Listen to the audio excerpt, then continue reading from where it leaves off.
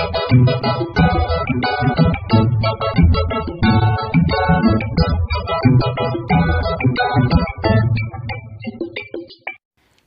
everyone, I'm Zeba Afreen. Welcome to my channel Study with Passion.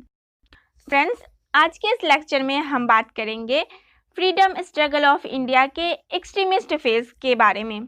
Previous lecture में हम moderate phase से related important points को देख चुके हैं। अगर आपने नहीं देखा है तो first I suggest you to watch that video, ताकि आपके डाउट्स और अच्छे से क्लियर हो पाएँ।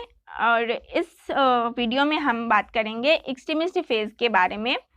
एक्सट्रीमिस्ट फेज़ 1906 टू 1917 तक माना जाता है। और अब हम ओवरव्यू देख लेते हैं कि इस वीडियो में क्या क्या इम्पोर्टेंट है जो हमें देखना है।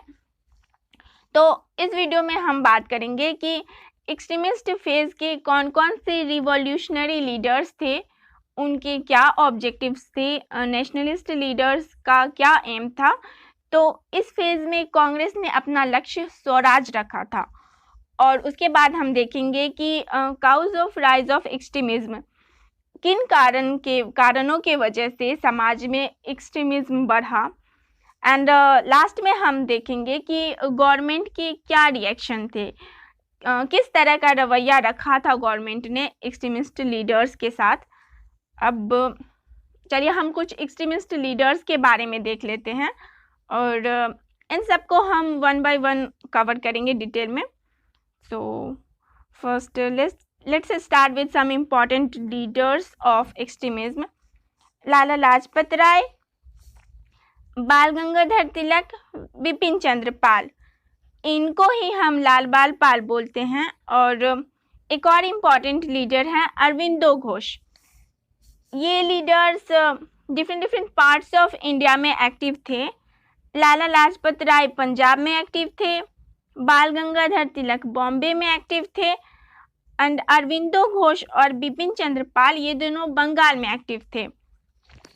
तो आप इसको ऐसे याद रख सकते हैं कि ये लाला लाजपत राय पंजाब में थे, तो आप इसको एलपी याद रख सकते हैं। और बाल गंगाधर तिलक बॉम्बे में एक्टिव थे, तो आप इसको बीबी याद रख सकते हैं, B for Bal Gangadhar Tilak and B for Bombay. I hope BB easily याद रह जाएगा आपको। और अरविंदो घोष और पाल ये बंगाल में थे, तो आप इसको ए बी भी याद रख सकते हैं, ए फॉर अरविंदो घोष और B for Bipin Chandra Pal and B for Bengal. तो आप इसको ऐसे याद रख सकते हैं कि लाला लाजपत राय पंजाब में एक्टिव थे, तो आप इसको एलपी बोल सकते हैं। बाल गंगाधर तिलक बॉम्बे में थे, तो बीबी बोल सकते हैं। और अरविंदो घोष और बिपिन चंद्र पाल ये दोनों बंगाल में थे, तो आप इसको ए बी भी बोल सकते हैं। अब इन्हीं लीडर्स के बारे में हम वन बाय वन स्टडी करते हैं। ये एग्ज़ाम पॉइंट ऑफ व्यू से बहुत इंपॉर्टेंट फैक्ट्स हैं। पेपर में यहाँ से डायरेक्ट क्वेश्चन पूछ लिए जाते हैं। सो सबसे पहले हम लाला लाजपत राय के बारे में देखेंगे। Lala Lajpat Rai is popularly known as Punjab Kesari and Shere Punjab. और इनके ये फेमस बुक्स हैं young India, unhappy India, Arya Samaj, England's debt to India. Arya Samaj को 1915 में लिखा था और इंग्लैंड्स डेट टू इंडिया को 1917 में लिखा था, और ये अनहैप्पी इंडिया को 1928 में लिखा था। यहाँ पे एक चीज़ ध्यान दीजिएगा कि ये जो यंग इंडिया है, ये यंग इंडिया महात्मा गांधी का न्यूज़पेपर भी था। तो यंग इंडिया न्यूज़पेपर में पूछे तो आपको महात्मा गांधी याद रखना है, और अगर बुक पूछा जाए तो आपको लाला लाजपत राय करना है। और ये इनके दो न्यूज़पेपर थे, the Punjabi and the People were published by Lala Lajpat Rai. Actually the Punjabi newspaper में लाला लाजपत राय के साथ लाला हंसराज भी थे, तो आपको याद रखना है। एंड अब हम देखते हैं कि जो लाला लाजपत राय थे वो कांग्रेस के किस सेशन में इन्वॉल्व थे। जैसा कि हम जानते हैं कि कांग्रेस के एनुअल सेशन होते हैं, हर साल दिसंबर में कांग्रेस का सेशन होता है, but Congress held a special session in Calcutta में होता है इन सितंबर 1920 अंडर द प्रेसिडेंटशिप ऑफ लाला लाजपत राय। लाला लाजपत राय के प्रेसिडेंटशिप में ये होता है। तो आपको याद रखना है कि 1920 में एक स्पेशल सेशन बुलाया जाता है। कब बुलाया जाता है? सितंबर में बुलाया जाता है। ऐसे नॉर्मली दिसंबर में होता था, लेकिन इस बार सितंबर में बुलाया जाता है, जिसके अध्यक्ष लाला लाजपत राय रहते हैं, प्रेसिडेंट लाला लाजपत राय रहते हैं, specially to pass the resolution of the non cooperation movement. आपको याद रखना है कि ये नॉन कोऑपरेशन मूवमेंट को अप्रूव करने के लिए, उसको उस रिजोल्यूशन को पास करने के लिए, यानी कि असहयोग आंदोलन को पारित कराने के लिए स्पेशल सेशन बुलाया जाता है, जो सितंबर 1920 में कलकत्ता में बुलाया जाता है। तो उसके प्रेसिडेंट थे लाला लाजपत राय। आई होप याद हो गया होगा आपको। और जो ये कांग्रेस के अलावा किन ऑर्गेनाइजेशंस के साथ एसोसिएटेड थे, तो लाला लाजपत राय आर्य समाज और हिंदू महासभा के साथ एसोसिएटेड थे। हिंदू महासभा के फाउंडिंग मेंबर में मदन मोहन मालवीय भी शामिल थे। तो आपको याद रखना है कि हिंदू महासभा में फाउंडिंग मेंबर में मदन मोहन मालवीय भी थे। वैसे सारे ऑर्गेनाइजेशंस के बारे में हम एक सेपरेट वीडियो देखेंगे उसमें। और लाला लाजपत राय की का डेथ डेट है 17 नवंबर 1928। ये लाहौर में हो गया था। एक्चुअली जब लाहौर में साइमन कमीशन के अगेंस्ट प्रोटेस्ट चल रहा था, जब एंटी साइमन प्रोटेस्ट चल रहा था, तो ड्यूरिंग दिस प्रोटेस्ट 13 अक्टूबर को जब लाठीचार्ज होती है, 13 अक्टूबर 1928 को लाठीचार्ज में लाला लाजपत राय पूरी तरह जख्मी हो जाते हैं। तो इसी कारण से उनकी डेथ हो जाती है 17 नवंबर को। और यहाँ से एक चीज़ आपको और याद रखनी है कि ज़ख्मी हालत में उन्होंने कहा था कि उनका ये स्लोगन काफ़ी फेमस है, बहुत बार पूछा गया है कि मेरे सर पर लाठी का एक एक प्रहार अंग्रेजी शासन के ताबूत पर कील के समान साबित होंगे। इसको पूछा गया कई बार, तो आप नोट कर सकते हैं इसको। और so these are the basic information about Lala Lajpat Rai जो आपको याद रखनी है। अब हम नेक्स्ट एक्सट्रीमिस्ट लीडर के बारे में देखेंगे, जो है हमारे बाल गंगाधर तिलक। इनको लोक के माने तिलक का टाइटल दिया गया था, and he is also known as father of Indian unrest. This name was given by Valentine Chirol. Valentine Chirol एक ब्रिटिश जर्नलिस्ट थे, जिन्होंने तिलक को भारतीय अशांति का जनक कहा था। ये कई बार पूछा गया है कि फादर ऑफ इंडियन अनरेस्ट, भारतीय अशांति का जनक किसको कहा जाता है, तो बाल गंगाधर तिलक को कहा जाता है। और ये भी पूछा गया है कि इसको ये नाम किसने दिया था। तो आपको याद रखना है कि वैलेंटाइन चिरोल जो एक ब्रिटिश जर्नलिस्ट थे, उन्होंने ये नाम दिया था। And Tilak established 2 newspaper, Kesari and Maharashtra. Kesari Marathi language में था और Maharashtra which was published in English language में था। And Tilak wrote the book the Arctic Home in Vedas and Gita Rahasya. Gita रहस्य जब वो जेल में थे, मांडले जेल में थे, बर्मा में है, तो वहीं पे उन्होंने लिखा था गीता रहस्य। अब देखते हैं कि कांग्रेस के किन सेशंस में पार्टिसिपेट किए थे बाल गंगाधर तिलक। तो जो 1907 का जो सूरत स्प्लिट हुआ था, उसमें इन्वॉल्व थे। जब 1907 में जब सूरत स्प्लिट वाले सेशन में पार्टिसिपेट किया था, वो सूरत सेशन में एक्सट्रीमिस्ट चाहते थे कि जो लाला लाजपत राय और तिलक, तो इन दोनों में से किसी को प्रेसिडेंट बनाया जाए। लेकिन मॉडरेट्स चाहते थे कि अरविंदो घोष को, वो लोग अरविंदो घोष को सपोर्ट कर रहे थे मॉडरेट्स। तो फाइनली होता यही है कि अरविंदो घोष ही प्रेसिडेंट बनते हैं, और ये सब हम आगे देखेंगे। और फिर लखनऊ पैक्ट हुआ था। लखनऊ पैक्ट में जो कांग्रेस का मुस्लिम लीग के साथ पैक्ट हुआ था, समझौता हुआ था, उस पैक्ट को सक्सेसफुल बनाने में Tilak played a very important role. और देन होम रूल लीग, जब वो मांडले जेल से रिहा होते हैं और इंडिया वापस आते हैं, then he starts the Home rule League along with Annie Besant. Annie Besant के साथ ये होम रूल लीग की शुरुआत करते हैं। ये सब हम डिटेल में देखेंगे आगे।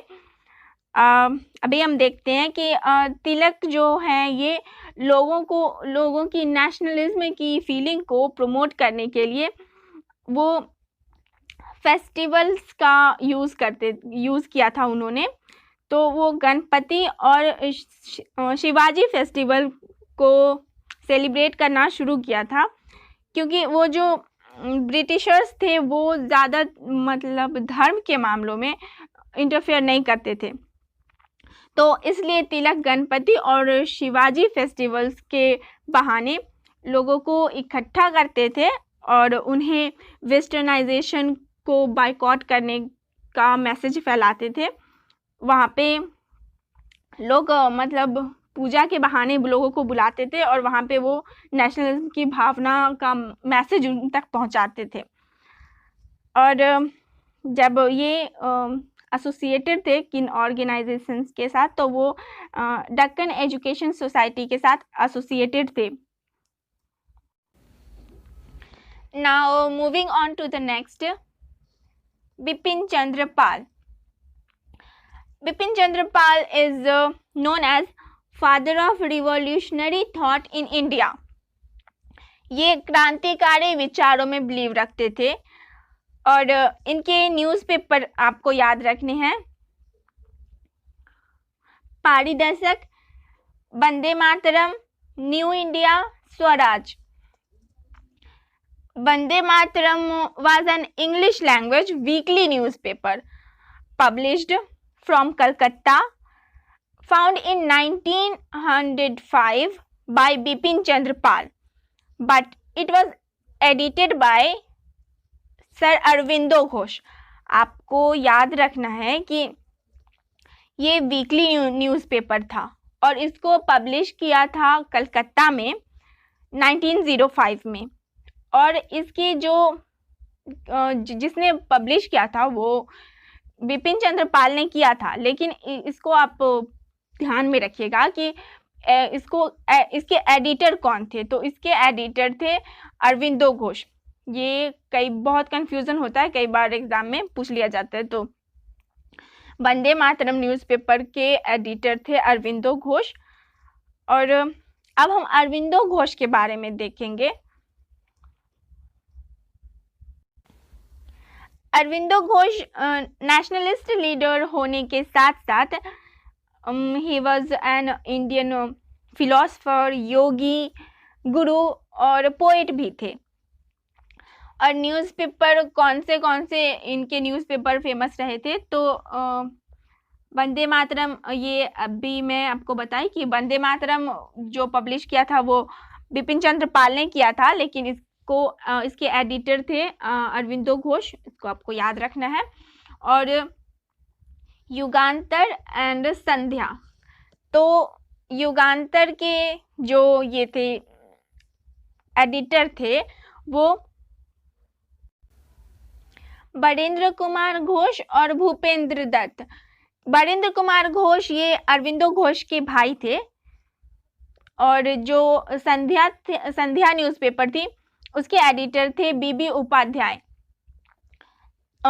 जो ये युगांतर है। युगांतर 1906 में पब्लिश हुआ था, which was edited by Barindra Kumar Ghosh and Bhupendra Nath Dutt. आपको याद रखना है। और संध्या के जो एडिटर थे, एडिटर से भी बहुत बार पूछा जाता है, तो संध्या के एडिटर थे BB Upadhyay. Aurobindo Ghosh was associated by, वो किन किन ऑर्गेनाइजेशंस के साथ एसोसिएटेड थे, तो वो अनुशीलन समिति के साथ एसोसिएटेड थे। अनुशीलन समिति ये ऑर्गेनाइजेशन रिवॉल्यूशनरी यानी कि क्रांतिकारी एक्टिविटीज़ को सपोर्ट कर रहे थे। मैं इन ऑर्गेनाइजेशंस का एक सेपरेट वीडियो प्रोवाइड कराऊंगी, तो उसमें मैं डिटेल में आपको इसके बारे में बताऊंगी। और ये जो अनुशीलन समिति है, इनके ही ये दोनों न्यूज़पेपर थे, जो ये युगांतर और संध्या के बारे में मैं बताई, ये दोनों इसी के न्यूज़पेपर थे। And he was also associated with Alipur bomb case और मानिकटोला बॉम्ब केस, जो आपने खुदीराम बोस के बारे में पढ़ा होगा, तो वो इसी से इन्वॉल्व है। वो सब मैं आपको आगे बताऊंगी। 1908 में जब ये रिलीज़ हुए थे, अरविंदो घोष बाइज्जत बरी हुए थे, तो इसके बाद ये एक्टिव पॉलिटिक्स को छोड़ के स्पिरिचुअल लाइफ यानी कि आध्यात्मिक जीवन को अपना लिए और ये पांडिचेरी के पास शिफ्ट हो गए थे और वहाँ पर ही अपना आश्रम बनाया था, which is known as sir Aurobindo Ghosh ashram कहा जाता है उनको।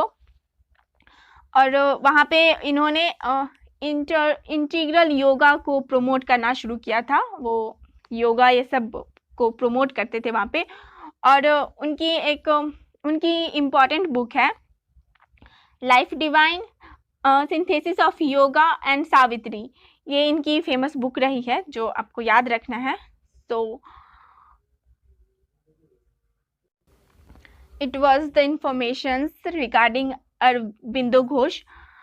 फ्रेंड्स, इस वीडियो में इतना ही। नेक्स्ट वीडियो में हम इसके ऑब्जेक्टिव्स और फिर एक्सट्रीमिज्म के राइज होने के क्या कारण थे, फिर गवर्नमेंट का क्या रिएक्शन था, वो सब हम नेक्स्ट पार्ट में देखेंगे। ओके, देन मिलते हैं नेक्स्ट वीडियो में। तब तक आप अपना और अपनों का ख्याल रखें। एंड लेक्चर पसंद आया हो तो please like, share, comment and subscribe करके बेल आइकन प्रेस करना ना भूलें। अगर आपको मुझसे जुड़ना है तो आप मुझे फेसबुक पे और ट्विटर पे फॉलो कर सकते हैं। And thanks for watching.